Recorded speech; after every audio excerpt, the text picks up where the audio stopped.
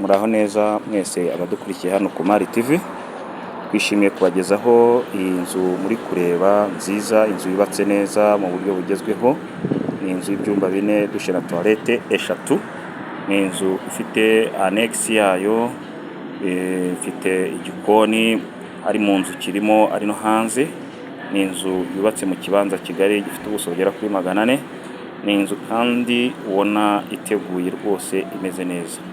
Iyi nzu rero nk'uko uri kwireba iragurishwa $125,000,000 kandi harimo ibiganiro.